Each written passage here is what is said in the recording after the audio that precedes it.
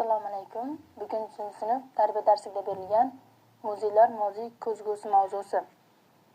Avval darsimiz uchun belgilangan maqsadlar bilan tanishib olamiz. Ta'limiy maqsad: o'quvchilarga muzeylarning ahamiyati, ularning tarixni saqlashdagi o'rni haqida tushuncha berish. Tarbiyaviy maqsad: o'quvchilarda tarixiy merosga, ajdodlar yaratgan madaniyatga hurmat tuyg'usini shakllantirish. Rivojlantiruvchi maqsad: o'quvchilarning nutqini, tafakkurini, mustaqil fikrlashini rivojlantirish. Dars jihozi asosida qo'llanilgan metodlar: aqliy hujum metodi, klaster metodi, rasmli izoh, galereya, rasm asosida tushuncha berish, maqol topish o'yini. Dars shiori: o'tmishni bilgan kelajak quradi. Mavzumizni boshlashdan oldin o'quvchilarning muzeylar haqidagi umumiy bilimlari bilan tanishib bilib olamiz. Aqliy hujum metodi orqali savollar: siz muzeyda bo'lganmisiz? Muzeyda nimalar saqlanadi? Muzeylar nima uchun kerak? O'quvchilar bu savollarga javob berishadi va o'quvchi xulosa qilib ularning fikrini to'ldiradi. Muzey bu o'tmishdan bizga meros bo'lib qolgan buyumlar, tarixiy yodgorliklar saqlanadigan maskandir. O'quvchilar bilan endi darsligimizda berilgan muzeylar haqidagi ma'lumotlar bilan tanishamiz. Birinchi rasmimizda Toshkentdagi O'zbekiston Davlat san'at muzeyi tasvirlangan va birinchi ma'lumotimiz ham shu haqida. Bu muzeyga 1968-yilda asos solingan bo'lib, unda turli mamlakatlar, davrlarga oid noyob san'at asarlari jamlangan. Muzeyda gilamlar, sopol va chinni idishlar, milliy cholg'u asboblari, surat va haykallar namoyish qilinadi. Ikkinchi rasmimizda Mo'ynoqdagi Orol dengizi tarixi muzeyi. Ikkinchi ma'lumotimiz ham o'sha haqida. Bu muzeyga 1984-yilda Mo'ynoq tumanining Uchsoy qishlog'ida o'lkashunoslik muzeyi sifatida O'rinboy Eskirkipov tomonidan asos solingan. Muzey Orol dengizining qurilishi bilan bog'liq ekologik falokat, mahalliy aholining hayoti va turmush tarzi haqida ma'lumot beradi.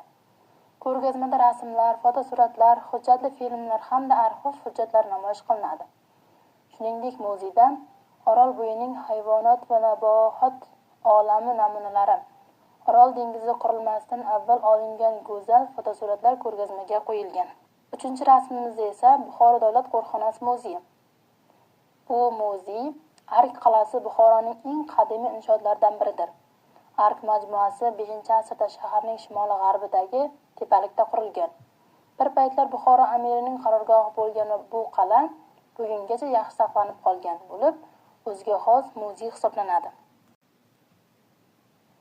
O'quvchilar, endi muzeylar haqida ma'lumotlarga ega bo'lgan bo'lsak, bu ma'lumotlarimizni mustahkamlab olamiz. Birinchi topshiriq: klaster tuzish. Muzey so'ziga bog'liq tushunchalar yoziladi. Muzey: tarix, san'at, buyumlar, qadriyat, ajdodlar, yodgorliklar kabi so'zlarni yozishimiz mumkin. Ikkinchi topshiriq: rasmli topshiriq. O'quvchilar guruhlarga bo'linadi va har bir muzey rasmini tanlab, u haqida 2-3 gapdan iborat izoh beradi. Bu topshiriqlarni bajarib bo'lishganliklaridan so'ng mustahkamlash uchun topqir bo'l o'yinini amalga oshiramiz.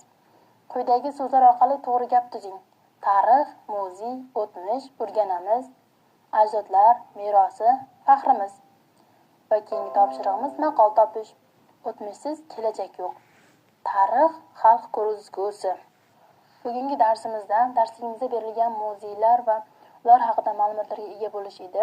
Shu bilan darsimiz yakunlanadi. Dars so'ngida o'quvchilar rag'batlantiriladi. Eng faol o'quvchi, tarix ixlosmandi, bilimdon guruh kabi nominatsiyalar beriladi.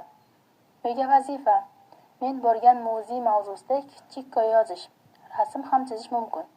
Rasmdan foydalangan holda o'z shahrimdagi muzey nomli plakat tayyorlash. E'tiboringiz uchun rahmat.